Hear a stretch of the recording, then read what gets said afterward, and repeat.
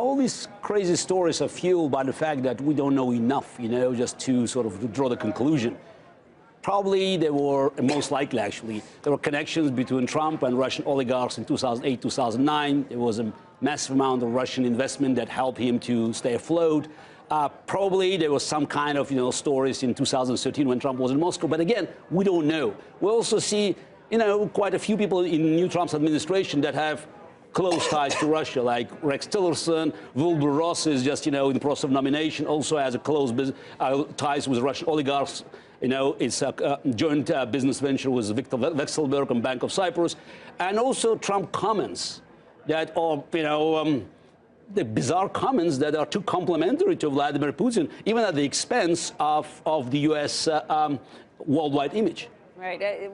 We've been trying to figure out how things are going to change with our relationship, if there really is going to be a warming that goes on. But just overnight, we heard that President Trump is in favor of a new member joining NATO, and that is something that's over the protestations of the Russians. So should we read into some of these signs as maybe it's too soon, or what do you think? It's following Russian propaganda. You could see in the last couple of weeks the change in the way they treated Trump administration, because there were big expectations about grand bargain, a new deal. Immediately. Yes, just at the expense, and this deal definitely, in Putin's mind, was at the expense of NATO, European Union, and Putin keeps, attacking. Actually, he's stepping up attacks against other European democracies, elections in Holland, elections in France, election in Italy, and his main target, Angela Merkel. And when Trump, made some diminishing comments about Angela Merkel, of course, it was trumpeted by Russian propaganda.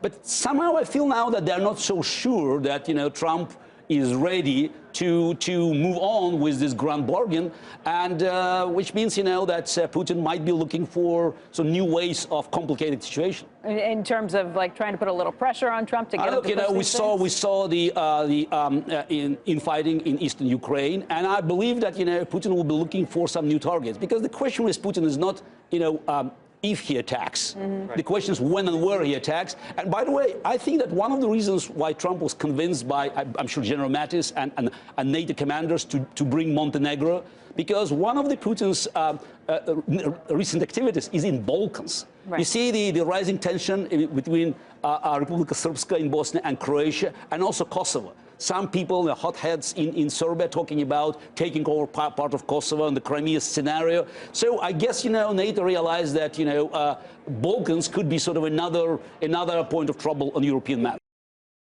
Hey there, thanks for checking out CNBC on YouTube. Be sure to subscribe to stay up to date on all of the day's biggest stories. You can also click on any of the videos around me to watch the latest from CNBC. Thanks for watching.